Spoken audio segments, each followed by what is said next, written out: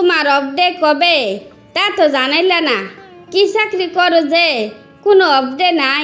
সারাক্ষণ কি আমাদের বদ্ধ করে বসে থাকতে মন চা? ছেলেটারে নিয়া একটু ঘুরতে বের হওয়া লাগে না?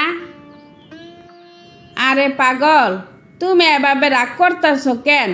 আমি আমার নিজের জন্য এত পরিশ্রম করি না, শুধু তোমার সম্মানের জন্য আমি দিনরাত খাইতে মরি। তাই অফডের দিন আমি এক্সট্রা ডিউটি করি, তার জন্য তোমাদেরকে সময় দিতে পারি না। আমার সম্মান নিয়া তোমার এত বাবা লাগবো না। তুমি আমাদের জন্য যা করো তাই যথেষ্ট।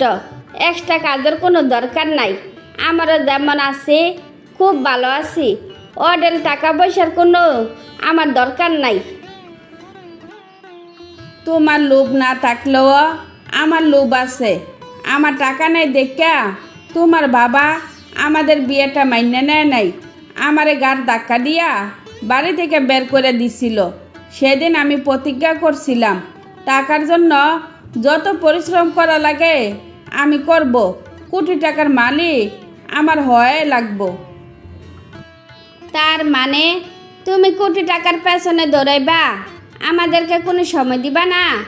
আমরা সারা জীবন এভাবে কাটাইব? আমাদেরকে কোনো সকালাদ নাই? আরে বোকা, আমার যখন টাকা হইব তখন তোমরা নিয়া দেশ বিদেশে ঘুরা বেড়াবো। ওই পর্যন্ত কষ্ট করে নিজেকে মানাইয়া লও, পাগলামি করো না। রাখো তোমার পাগলামি। তুমি তোমার কোটি টাকা নিয়ে থাকো, আমি আর তোমার সাথে থাকবো না। আমি আমার ছেলেরে নিয়া যেখানে দুই চোখ যায় সেখানে চলে যাব। বাবার বাড়িতে যাইতে পারবা না, তাইলে ছেলে নিয়ে থাকবা কই? কি রাস্তায় থাকবা? লেখাপড়া তো আর কম শিখি নাই, তাই বাপের বাড়ি আর যাওয়া লাগবো না। নিজে কিছু একটা করে খেতে পারবো। আমার চিন্তা তোমার করণ লাগবো না। আমি আমার ছেলেরে নিয়া চলে গেলাম। যাইব আর কই? রাগ কমলে দিন শেষে ঠিক বাসা ফিরে আসবো। এখানে বসে থেকে আর লাভ নাই, আমি আমার কাজে যাই।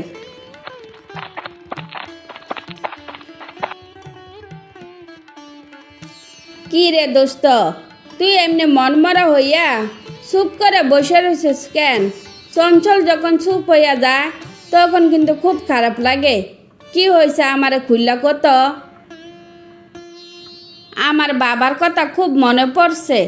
এতগুলো বছর হইয়া গেল কোনো দিন বাবা বইলা ডাকতে পারলাম না। সবার বাবাকে যখন দেখি তখন আমার খুব খারাপ লাগে। জানি না কোনো দিন বাবার সাথে দেখা হবে নাকি। মন খারাপ না কইরা তুই তোর মার কাছ থেকে ঠিকানা জোগাড় কর, আমরা গিয়ে দেখা করে আসি, তাইলে তোর মন ভালো হইয়া যাইব। মা বাবার কোনো ঠিকানা জানে না। মা রাগ করে চলে আসার পর সিম ভাঙ্গা ফেলাইছে। তারপর থেকে বাবার সাথে আর কোনো যোগাযোগ নাই। ঠিকানা জানলে তো কবে বাবার সাথে যোগাযোগ করতাম। তুই তোর বাবার এক কপি ছবি জোগাড় করিস। যদি তোর বাবা বাচ্চা থাকে তাইলে এক সপ্তাহের মধ্যে তোর বাবাকে খুঁজে বের করব। টেনশন নিস না। এখন তাইলে বাসায় চল।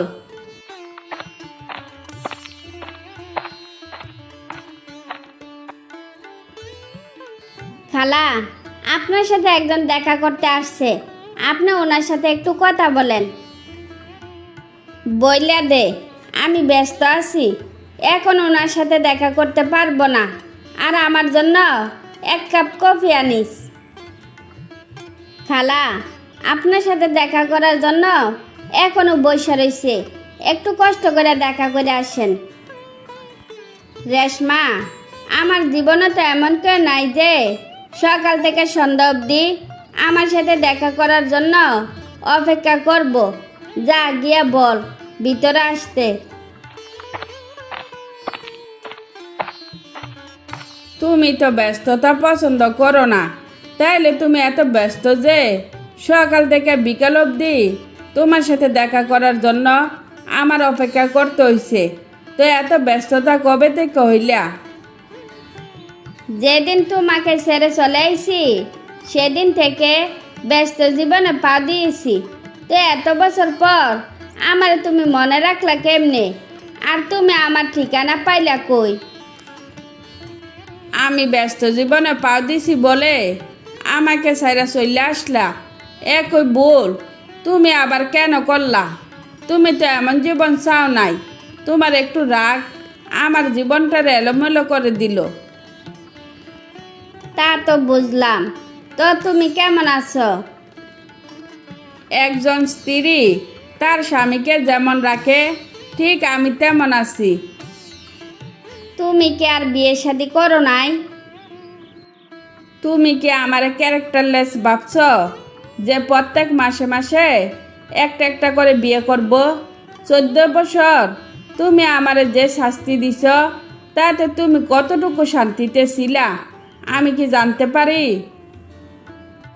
বাবা মাও তোমাকে খুব মিস করছে, কিন্তু রাগ করে চলে আইছে তো, তাই লজ্জার ফিরে যাইতে পারে নাই।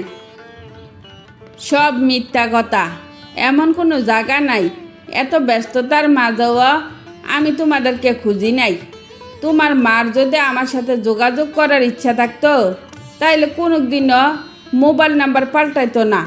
তোমার মার একটু রাগের জন্য 14 বছর আমি আলাদা ছিলাম। আমার এই কষ্টের দিনগুলো কি আমারে ফিরিয়ে দিতে পারবা? দিনগুলো তো আর ফিরাইয়া দিতে পারবো না, কিন্তু এখন থেকে আমরা একসাথে থাকতে পারবো।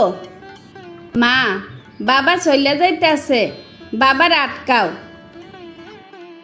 যেদিন আমি রাগ করে চলে আইছিলাম সেদিন কিন্তু তোর বাবা আমরা আটকাই নেই, তাইলে আমি তোর বাবার আটকাবো কেন?